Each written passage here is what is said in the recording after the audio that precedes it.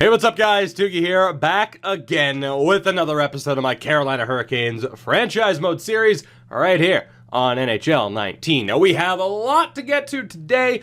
Big episode last time, maybe even a bigger episode this time out, but we have a couple of things to get to before we get into the meat and potatoes of the episode. First and foremost, if you do not watch every video I make, I don't expect you to, but if you don't watch every video that I make, follow me on Twitter or Twitch. And you were wondering where the videos had kind of been, the upload schedule dipped a little bit, check out the first couple of minutes of the Finland episode that went up yesterday. I kind of explain why everything slipped up over the past week. Long story short, jury duty screwed everything up for me.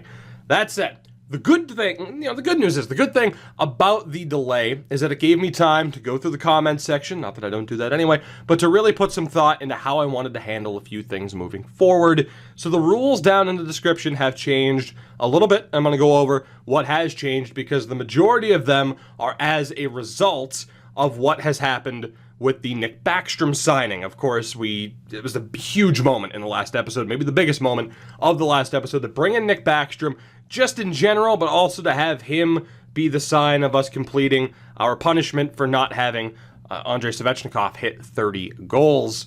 But there was a little bit of controversy over, whether or not we got lucky with the wheel spin. Should that have been the way that we handled it, considering it was such a big-time contract?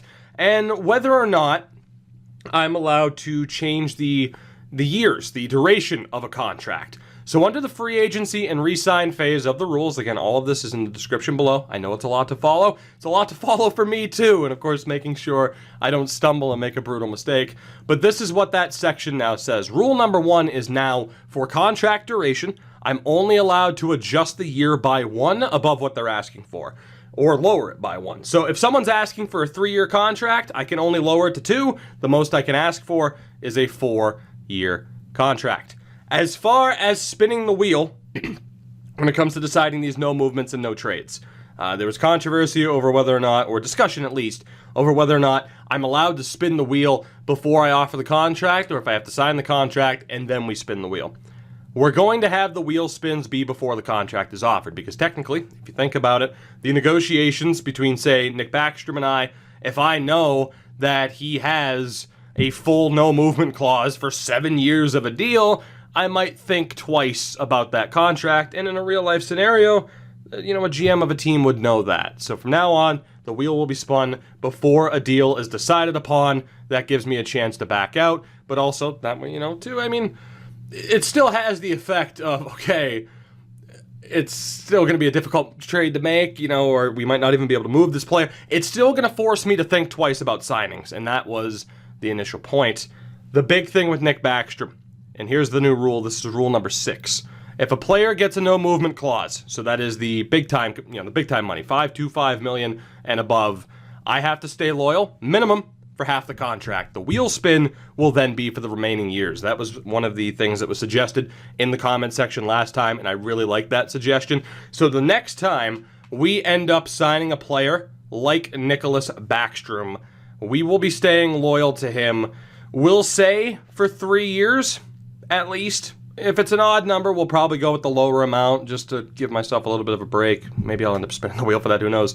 But for Nick Backstrom, for example, it would be 3 years, guaranteed no movement, and then we'd spin for years 4 through 7. I think that's going to be the best way to handle things moving forward. Hopefully that wasn't too confusing. Again, all of this is down in the description below. That said, I want to get to a couple of your comments. And we're going to go to John first. He mentioned the Backstrom signing. A lot of thumbs up on this as far as, feeling good about the Backstrom deal and that we're sticking with it. But it's the main point of the comment here that I want to get to is the topic of conversation that we left the last episode on, and that was whether or not it would be cheap to sign Pierre-Luc Dubois, who is still an RFA. And I think I agree with John here. I think I agree with the thumbs up on this. I will not go after Dubois until we approach December. If he is still there, I'm allowed to sign him. But if he gets signed in that time, it is what it is. So that is honestly probably going to be another rule that I end up adding to the description. But yeah, if there's a player, a big-time player, that's an RFA. I'm not allowed to sign him unless it's last minute. So for now, no signing Pierre-Luc Dubois, but as we approach December, that could be a major, major move for us, especially if his asking price drops below 7 years. If I had to bet, he's going to be signed because he's a little bit more of an important player, whereas a lot of RFAs just sit there. But hey, that's something to look forward to because we should be ending this episode right around the point where we find out if we are getting PLD. I also want to point out, I think for this season we're only going to have one goal. I do want to point out, Wordy, I guess it would be your comment about a potential goal for the season, which I really do like, but again, the lack of a negative is kind of what's holding me back here. So just remember this for future references, and I'll point out the comment that we're going for with our goal for the season. Make it be like Bruce's comment here. Have the goal, but also have the punishment. So I'm not against having that whole deal of like, oh, I have a strong first 2 months because of the Backstrom signing. It would just be a matter of, I guess, deciding the punishment afterwards. Maybe I saw some people point out like, oh, if it's off to a slow start, maybe make a panic move at the deadline. Maybe we could still do that. I'll leave it up to you guys. Let me know down in the comments if we run with Wordy's goal for the season, what the punishment should be. I don't hate it though, but for right now, for this episode, the only goal that we have is going to be based off of Bruce's comments. We do need a new captain after trading Justin Williams. What?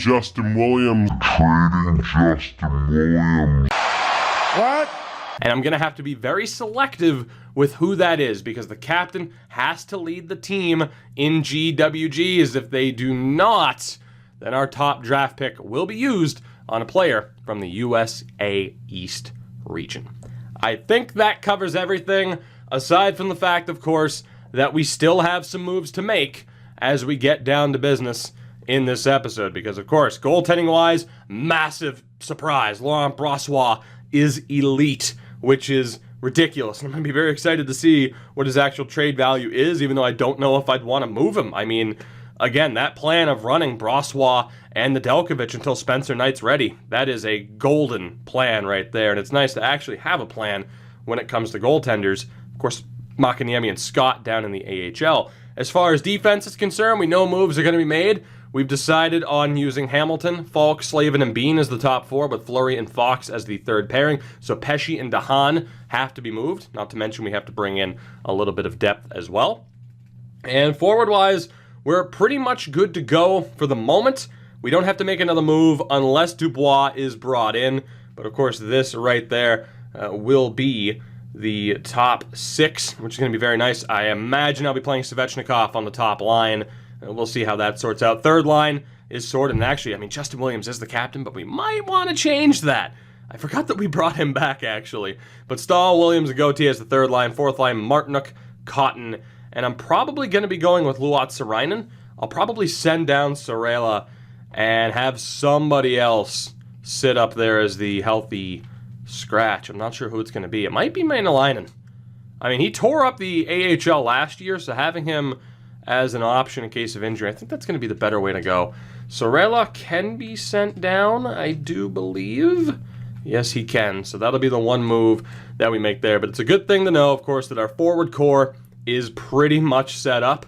The only thing we have to worry about is trading these two defensemen, and we'll probably look for a pick or a prospect, if not both. The big thing here, though, before we can make those deals, I need to bring in those depth defensemen. So we have 10 forwards and technically only 4 defensemen. So we need to bring in a little bit of extra help before making those deals. Otherwise, it's going to sign a bunch of random AHLers for us, and that could make the best lines option a little bit of a pain in the ass. Whitfield as well, a little bit of topic of conversation as to whether or not we sign him, but I'm going to hold off for this season. As I think we bring him in next year, and we'll be good to go on that front. Spencer Knight as well. So this organization in general going to be getting a nice little bump up in terms of quality as we move forward. And like I said, to have that plan set up, to know exactly where we're going and with what players, it's tremendous. You can't beat having that direction, really.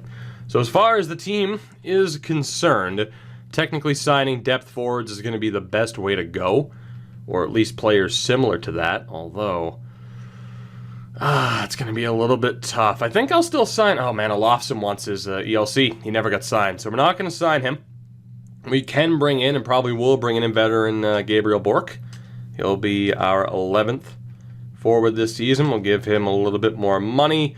Josh Archibald, we'll sign him as well. He'll be the 12th forward in the AHL. JT Brown, I'm guessing. JT Brown will be our first depth defenseman, or a forward, I should say. Let's bring in 2 more forwards here.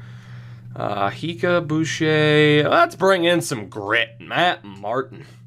Let's bring in a little bit of grit. And who else do we want to go for here? Who do I like out of this group of players? It's pretty much what it comes down to. I'm kind of looking for a more familiar name, a name that might be interesting to sign. Let's go for Australia's Nathan Walker. And we should be good on the forward front there. A couple of depth options. And then defensively, we're going to be looking for some other guys to sign here. We do have quite a few depth options. Madison Bowie, shockingly, not looking for that much. So he'll be our 5th defenseman. Slater Cuckoo will be our 6th defenseman in the AHL. Tim Heed will be number 7.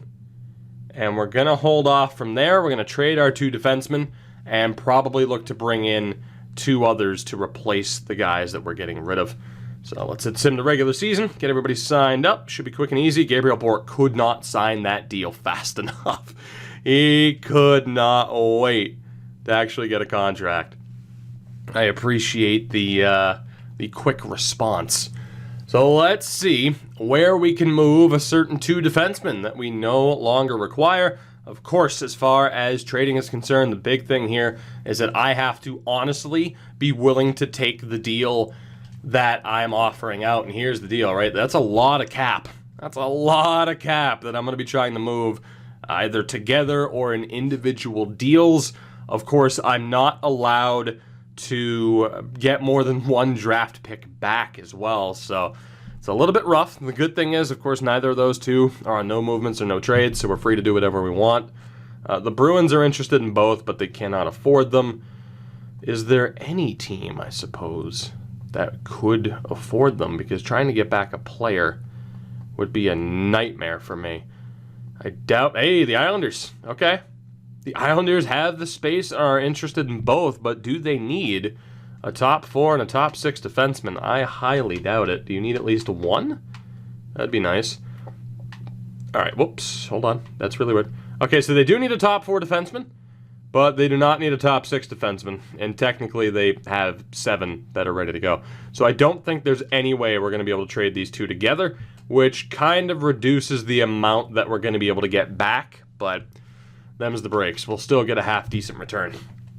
So the Philadelphia Flyers technically could use a defenseman. They could run McNabb, Merrill, or Haig as a depth option and could use a top 4 defenseman. So Brett Pesce to the Philadelphia Flyers looks like it could be on. Not to mention we could bring back... I guess technically they do have depth defensemen, but if we run depth defensemen as the way we, consider them to be, they can be considered AHLers, including Adam McQuaid. So I guess the question here, and technically I could bring back one of these depth defensemen and it would be fine. I could bring back Adam McQuaid and just play him in the AHL. So the question here is, how the hell do we make up the value on this front? Especially when there is a lot of unknown info on a lot of these guys. That's rough. Draft pick wise, they don't have their first either. Is there an obvious forward like Joel Farabee that would make sense to get? Wow, they have Farabee, O'Brien, and Zegras, huh? I believe all 3 of them are medium top 6, which isn't too bad. It's just the question of whether or not I'd want to go with the draft pick. And, of course, draft pick situation, having to trade up or down only once, and only allowing, myself a certain amount of picks. That's an interesting one. At least I know I have those options. Pittsburgh would also be an interesting one. They only have lows on, but do they have draft picks? They do, at least 1. They don't want to move their pick next year, though, and I understand that. Question first and foremost is whether or not they have defense. And they do. They definitely do. I feel like I want to go with Philly just because I got really lucky to find them first and foremost. Obviously, the big downside right now is the issue of them, not having their first-round pick. But say I take back Adam McQuaid. We go to the skaters matching the block. Now, the good thing is... Actually, here, let me take a look. Actually, that's a tough one. So Zegras is signed. All three of them are signed. That's a little bit rough. That's a little bit. It's a little bit of a pain to deal with. Isaac Ratcliffe is also signed. So if you're Philly, you're listed as a champion. You need another defenseman. You would be willing to give up prospects to make this happen. Again, I'm going through every hoop I possibly can to say, this is kind of cheap. And right now, I'm not really coming up with it. The only thing that would make it overly cheap, I think, in some opinions, would be multiple prospects. But it is a top-notch defenseman, a top 4 defenseman that they desperately need. So I'm wondering how... if I were to try and judge how good Joel Farabee is, 61 points in 76 games in the AHL last year. O'Brien had 11 points in Sweden. And Zegras was 62 points in 63 games. I want Joel Farabee. And to be honest, that might be a bit too high of an asking price, but I'm damn sure willing to try and make this happen. And again, I'll add Adam McQuaid because he can just be a depth defenseman. Let me see how close we are here. Pesce for a solid forward prospect. I don't think that's out of the realm of realistic possibilities. Farabee in a second, along with McQuaid for Pesce, I'd be willing to take. Question is, are they? And you know what? I want to safety net this. Okay, so they don't want to trade their first round pick next year. I'm willing to do that if they are. And we just don't know how good Farabee's value is. Let's see. Philly, what do you think? Rejected. Question is, how far off are we? How valuable is Farabee? Wow, okay, so they would have taken that, but they want money for upcoming free agents, which means I would have to take back somebody with a little bit more value, but if they're on an expiring deal, I'm willing to do that. So like a Haig would complicate things. I couldn't do that. Who else is there? Merrill was listed as a depth option, right? McQuaid's not making that much. Merrill is a top 6 guy. Oh boy. I don't know if I'm going to be able to get this to work with Philly. They're worried about the upcoming offseason. That's going to really complicate things. Ryan Hartman looks to be the only guy I could bring in without overly complicating things. So Farabee, Hartman, and a third. I doubt this goes through. I doubt it, which is why I'm going to add the second, because I don't know what Hartman's value is at this point. I don't even really want him. He'd just be a depth option for us. I'm going to see, because again, getting Farabee would be great. That is rejected. We'll see how well a third-round pick does. This would still be okay if this goes through. Nope, not enough salary. All right, Philly's not going to work, and that really sucks. That was the first team where it would have made a lot of sense, but because they're worried about some of the free agents, even though it didn't look like too many of their top players were going to be free agents, but because they're worried about free agents, we're screwed. The Maple Leafs do need another top 4 defenseman. And technically they could run Bogosian, Coburn, or Zaitsev as a depth option because they don't have any depth options. So I'm going to say that the Leafs would work. Question is, in terms of getting the most back, 2 first-round picks, I like it. And for prospects, Rasmus Sandin, Gabe Gagne, and John Beecher. Sandin's not going to happen, but picking up John Beecher as a half-decent forward prospect, maybe not. Maybe not. Could I just go with draft picks? I can only get 1 back, though, and that's the issue. So say I do take back John Beecher, and to make up the value, because again, there's no way a trade for Sandin works. Was the trade value? Yeah, the trade value, in fairness though, isn't accurate. Getting Rasmus Sandin would be amazing. I doubt it happens, but we might as well explore that option. So let's just say Sandin and the Leafs first. How far off are we? Because of course that value bar is not accurate because of fog of war. So technically we could be even closer than we suspect. But Pesci for Sandin, I mean, technically they have champions tag, so you move Sandin, get a defenseman who's better now to try and win. It's not out of the realm of realism, but unfortunately, I don't think we're going to be able to make it work. The value is just a little bit too much. Yeah, so that's too much. So going with John Beecher and a draft pick, I still don't hate. We get back a forward prospect who is... Oh, he just signed his ELC. I think he's medium 6, but I don't quite remember. He was a 5th round pick. There's no way he's medium 6. All right. It would have to be all draft picks for the Leafs. And if we go for that Ottawa pick, I would need to add somebody else back to this. I can't pair multiple picks to avoid pick hoarding. That's why we added that rule. So the question is, who else could I add that would even be worth it? That's why I don't think the Leafs are going to work necessarily, because I'd miss out on value. I'll try to remember them, though. And to be honest, we might have to go back anyway, just because they're a perfect fit for this team in terms of what we're looking to do. And then... Wow. Hell of a situation there for Vancouver. I can't justify sending a defenseman to that team. I just can't. Is there another team that's interested still? Vegas could work, but will they? Will the Golden Knights work? I need to check defensemen. They have multiple first-round picks. That's where Philly's first-round pick went. Can I justify this? Yes, I can. Yeah, I can very well justify a trade to the Vegas Golden Knights. Do you have anybody interesting on the block? Nobody on the block. But they want to move multiple picks. They're listed as a hopeful. This could put them over the edge. So I guess the question is here whether or not I can find anybody in this deal where it makes sense for us to take them. Dorofeyev, Morozov, Jake Lesishin, Cotter Douglas, Moberg, Kulak. We're just not seeing the right prospects that we need to make these deals really worth it for us because, again, of the lack of pick hoarding options. Just not allowed to do it. The Jets have nobody signed, and you know what? That's the first thing I need to check for. They do have Jamie Drysdale. That would be a great signing for us. Question is, can I justify sending a defenseman to this team? And the answer is absolutely yes, I can. So if I could get back Jamie Drysdale, that would be tremendous. It was an 11th overall pick. It would get the Jets that much further into contention territory. I can absolutely justify it by not sending them a player that they don't need.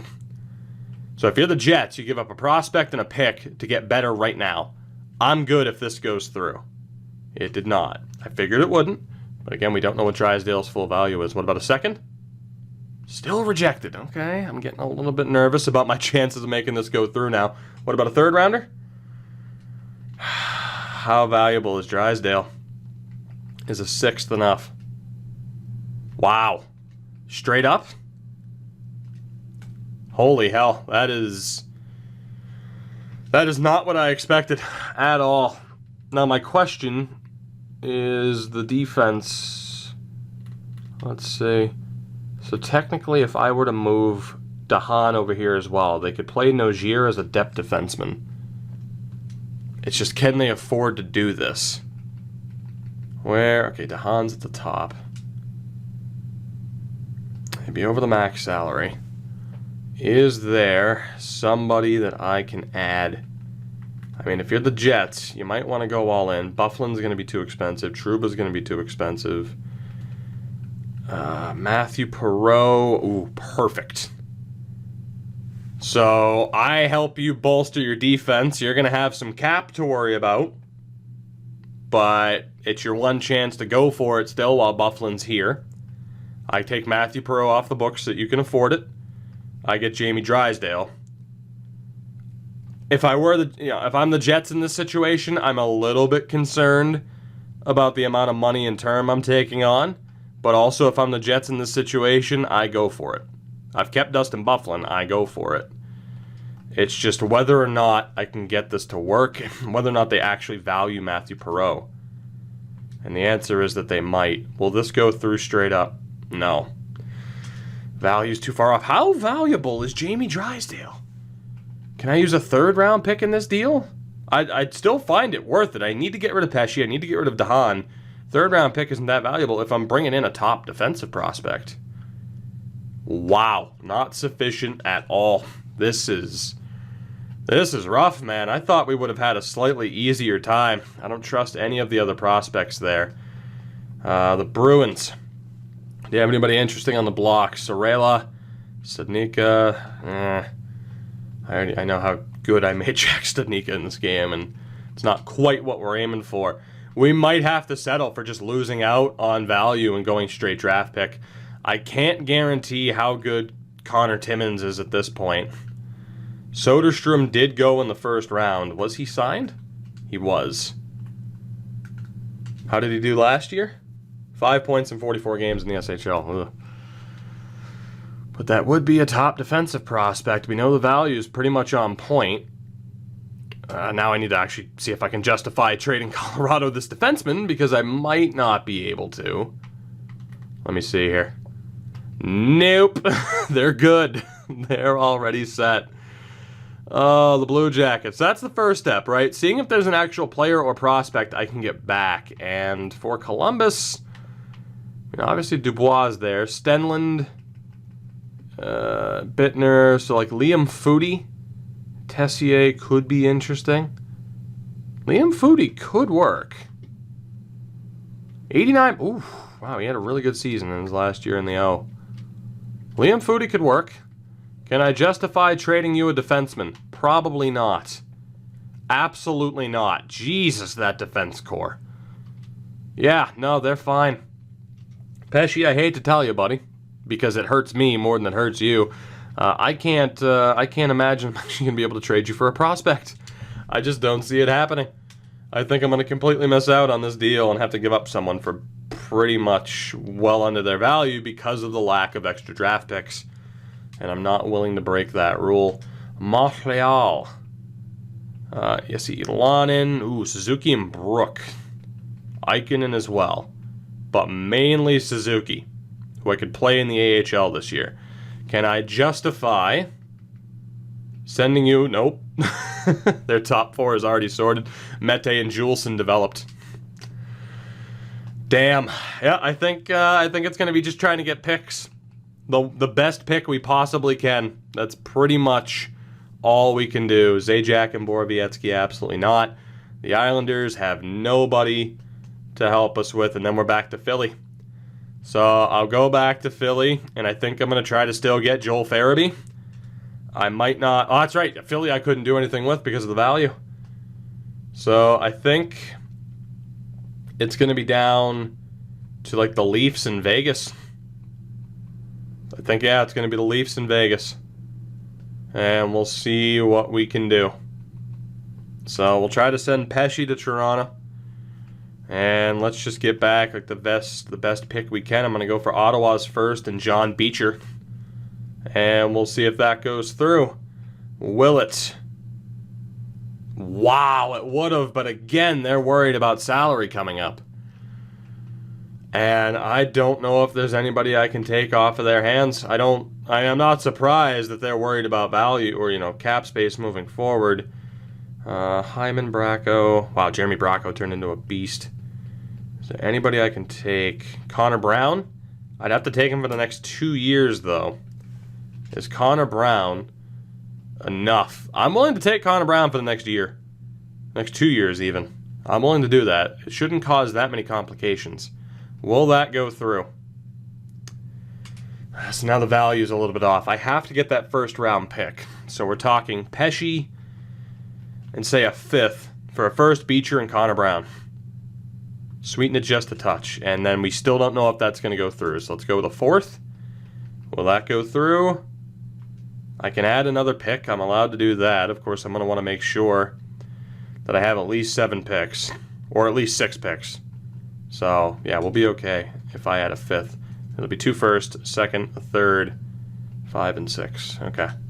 I might lose my free pick, though. Is that enough to go through? Yes, it is. Brett Pesce dealt to the Toronto Maple Leafs alongside a 4th and 5th round pick for a first overall, or a first round pick that could be a first overall pick. We get Ottawa's first rounder, prospect John Beecher, and Connor Brown.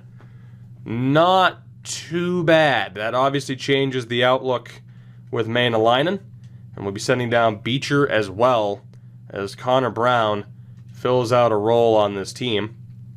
And again, we're still going to have to worry about bringing in another depth defenseman if we can, maybe 2, but we still have to move Calvin DeHaan. Completely unexpected to bring in Connor Brown, but as far as a depth option goes, I'm feeling pretty good about it, and we'll see what the Ottawa Senators are looking like throughout the year. Of course, again, we're allowed only 2 picks in the same round, but having 2 first-round picks this year, on top of already being a good team, it's not a bad way to go. So I'm probably going to talk to Vegas here, and we'll see what we can get for Calvin DeHaan. And I think we'll aim for their first rounder first. No, they'd have too many skaters. Okay, so I have to take back a random depth defenseman here. They were the team with McQuaid, correct? Not correct. Who did they have? I have to take back somebody. Preferably somebody on a 1-year deal that could be a depth defenseman. Yeah, because as it is, their defense core is pretty barren. They need another defenseman. I'll take Dylan Coghlan because I doubt he has that much. Actually, I'll take Zach Whitecloud. I doubt he has that much value. Waiver affected as well. So the big thing here with DeHaan will just be draft pick. And we'll aim for the Philadelphia first. So basically a first round pick for Calvin DeHaan. Did not go through. That is not shocking. We'll go for their 2nd round pick. I'm still good with that. Really got no choice but to be. Will that go through? Okay, that starts to get dangerous. So 1, 2, 3, 4, 5, 6. I technically need that pick to be my 7th pick this year. I mean, really, if I want a free pick, that has to be the pick. So technically I could give up 1 pick this year. I'll try the 6th. How close are we? Right. What if I give up a 4th rounder next year? How close are we now? Ouch. We're looking at a 3rd round pick for DeHaan. It'll be Edmonton's 3rd rounder, but we're looking at a 3rd round pick for Calvin DeHaan. Will that go through? Oh my God. Man, DeHaan just has no value apparently. We'll add the 6th. How close are we now?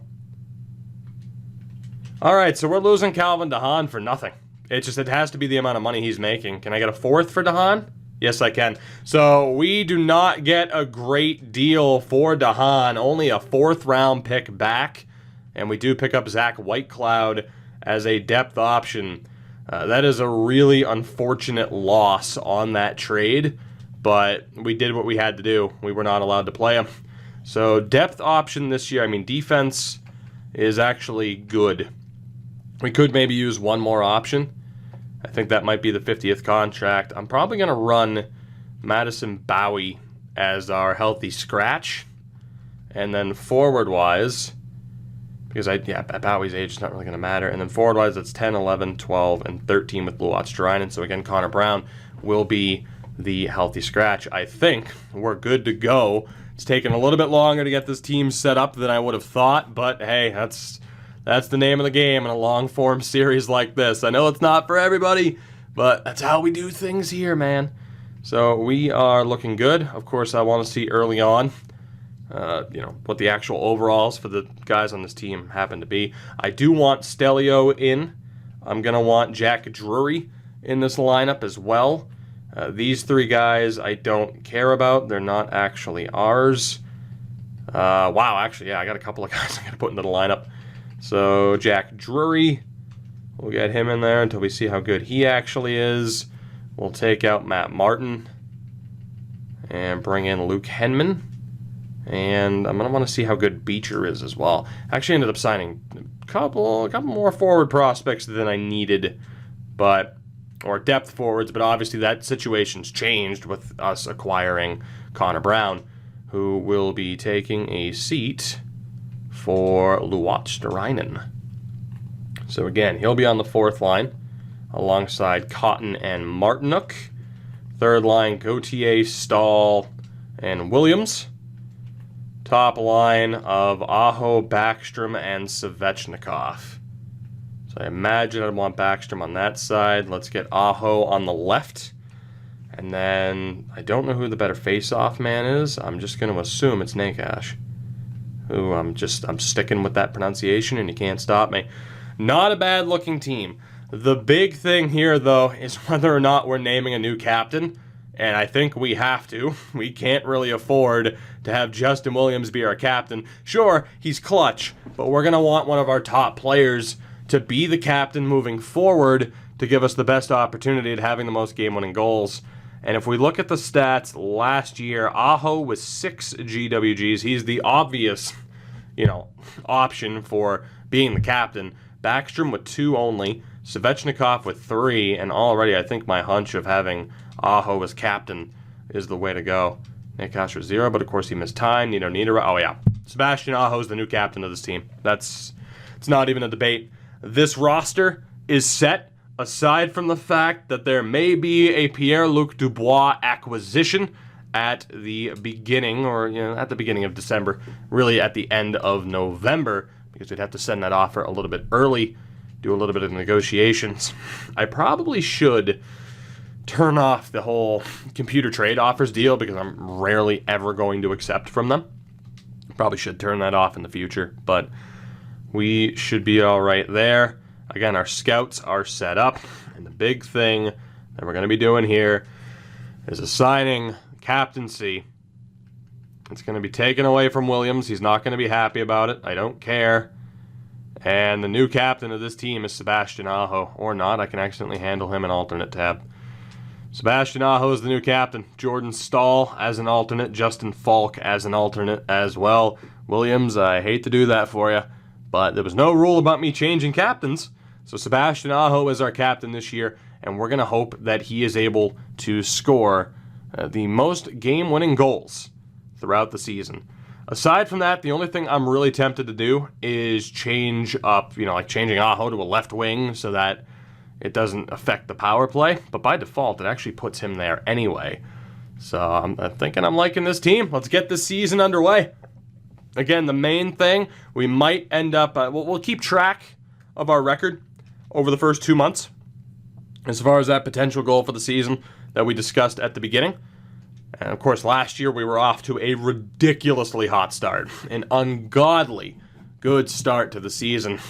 But the big thing to pay attention to here as we get into this new season, of course, we made the playoffs last year and we struggled, but the big thing to pay attention to, what happens with Pierre-Luc Dubois and just how good or bad is this team going to be. Some major changes had to be made due to player development. And of course, the lines as they were are set. So if someone like Gauthier goes up to a second line player, it's okay. He's allowed to play, right? He's allowed to still be on the third line. It's at the start of the year. The lineup needs to be within our set rules of players being within their role. And they were. Justin Falk also goes down from an injury. Not for that long, but a little bit nerve-wracking to see Falk get hurt, considering we just handed him a new 6-year extension, which might come back to haunt me.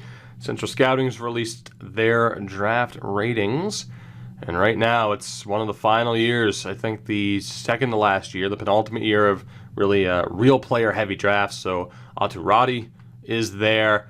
Aaron Niemi, Kyle Cernkovich, Dylan Genther, Daniil Sheka, and of course next year, Logan Stankoven as well, and Anton Olsen. Next year we'll have Shane Wright and company as the final year. I think I added Luke Hughes as well. You can see everything on the editing dock. Teuvo Teravainen has been hurt as well, and that's going to cause me to have to call somebody up, or we play Martinook early, which is exactly what we're going to do. So let's reset these lines, and it's going to be, oh boy, what are we going to do here? Nate just needs to go up. I think I'm going to bump up Williams, and then obviously Stahl's going to be bumped up, and we'll bump up, we'll give Martinook a chance on that third line. That should be okay. And we'll play Connor Brown on the right. So we'll go for that for now. At least until everyone's back to 100%. We're off to a decent 5-2 start now after that huge 5-0 win over Vegas. Matt Philippe ends up going down to injury until the end of October. And we have a couple of players who are back to 100%. Of course, we have readjusted the injury slider.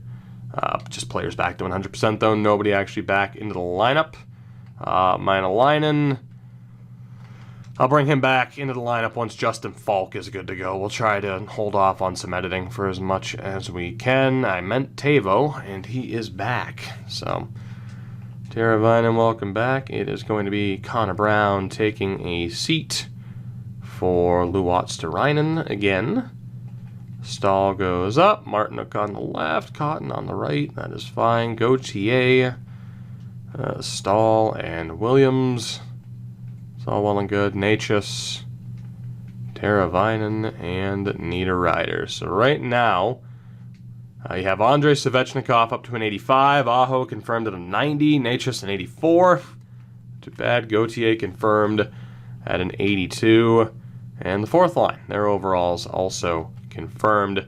Defensively, Fox ended up being an 82. He's going to make a real push to go to a top 4 defenseman next year. Hayden Fleury currently at an 81, and Jake Bean all the way up to an 83. So the younger defensemen making their way into this lineup, and Laurent Brossoit, 88 overall. How I love that glitch when it benefits me. Look at that save percentage. My God. He is, look, I mean, come on. Look at that contract. That is unreal. He'll spend 3 seasons as the starter of this team before moving on to greener pastures. I didn't adjust the AHL, but that's okay. We can do it. We can do it in a little bit. No real pressure on that front. Oh, boy. So the goal was to have a positive record in the first 2 months to answer fans' high expectations. Of course, if we wanted that to actually be a goal, right now, we do have a winning record. The question is, though, as we approach, I would say, the 22nd, what is the situation going to be with one Pierre-Luc Dubois? Will he be on the free agent market? If he is, I have the go-ahead to attempt to sign him. If we do sign him, then obviously a current top 6 option that we have will be dealt. Whether that be a Nino Niederreiter, whether that be, my God, the amount of injuries down in the AHL, or whether that be an Natchez perhaps. Oh, boy. Broken collarbone, but he's out for like a week. How badly is it broken? An injury to Laurent Brossoit. Jeremy Helvig will get the call-up out of necessity, really. He is our 5th goaltender. So, welcome aboard, Mr. Helvig. I hope we never have to see you. And it's going to be up to 82 overall, Alex Nedeljkovic, which kind of scares me that he's up to an 82. If he goes any higher, we might have to get rid of him in that next year of his contract, which would be very unfortunate.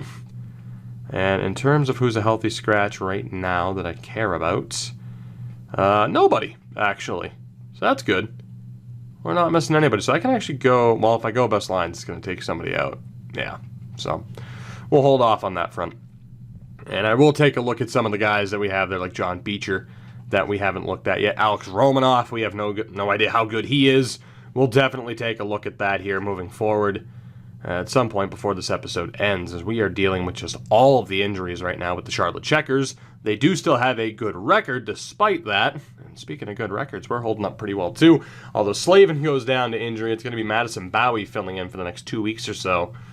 And we'll see what happens with the Charlotte Checkers as well. So despite some injuries early on, including an injury to Justin Falk, we're doing all right. One has to wonder whether or not that that injury slider is, again, perhaps a little bit too far up.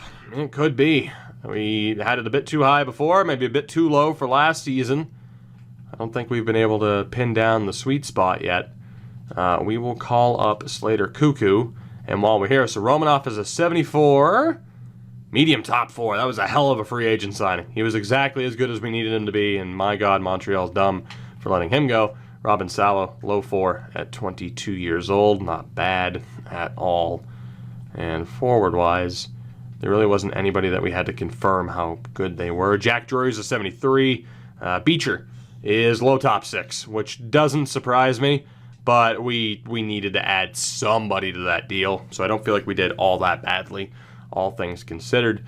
Let's go best lines for the moment. Kind of a pain to have to adjust everything again, but them's the breaks. People said, hey, injuries on. More of a challenge. And maybe more of a challenge in terms of patience from having to switch everything, but that's okay. We're making the best of it. Helvig's actually a 75. That's shocking. That is legitimately shocking to me. I never would have guessed his overall was that high. Let's get Romanoff back in there, and of course we'll have to... Oh, God. Oh, of course there isn't. Why was one of our top defensemen an extra attacker? That's kind of weird to me. Why not someone like Zimmer or Philippe alongside Sorella? That doesn't make a whole hell of a lot of sense to me, but that's okay. We'll go with the whole assistant coach replace player there. And we are just a few days away here from double-checking the free agent list to see what the situation is with one Pierre-Luc Dubois. We're at 13-6-2 on the season. The Charlotte Checkers at 11-5-2. So both teams off to a pretty damn decent start. But the question now, as we are in second place with 2 games in hand on Pittsburgh, so right now we control our destiny in this division.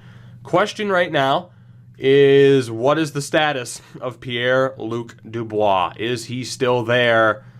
Oh my God, he is.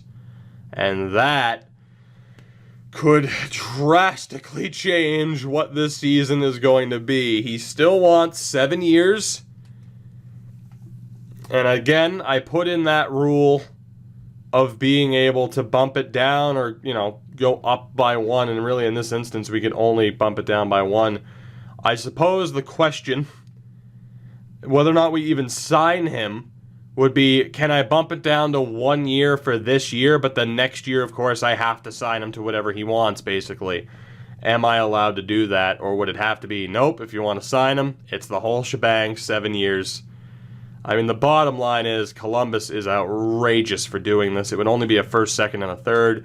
So we are allowed to sign. You know what? We'll talk about Dubois in a moment. Let's focus on our team, because the Dubois question is going to be the big question for this episode that we end this episode on.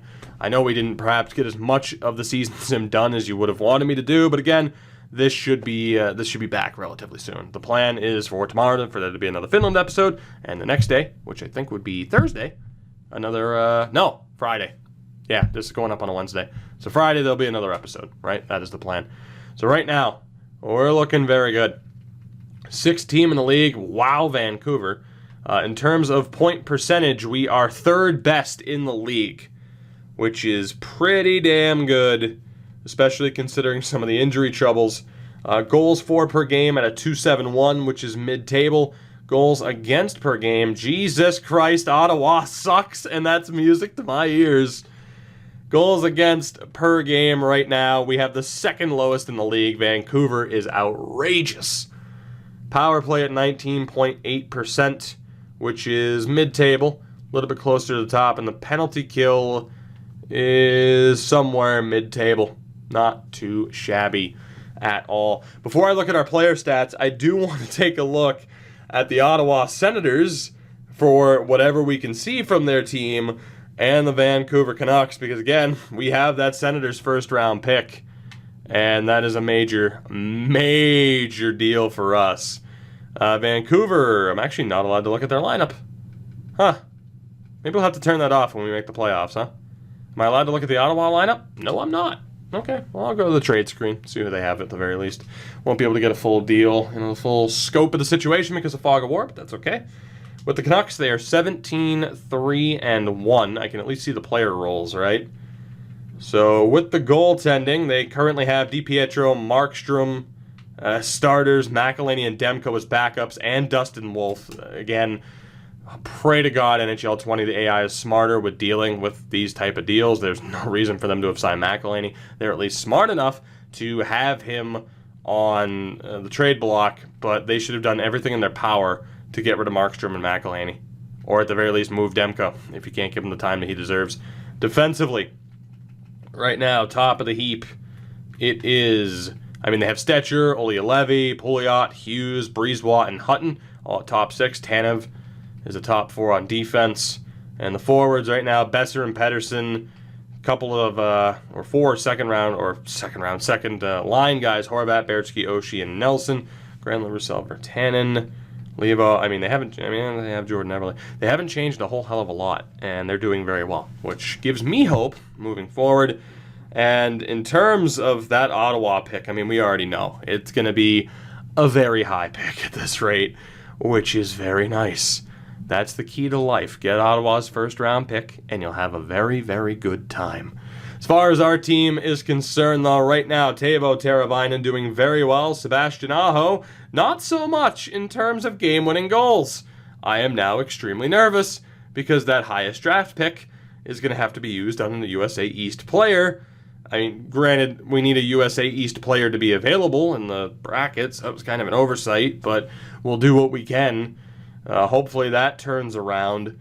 But Teravainen, Aho, and Backstrom off to a good start. Niederreiter as well. However, the big story here, Andrei Svechnikov is struggling. So there was a comment that said, if Backstrom can't really help Svechnikov reach last year's goal total, there should be a punishment.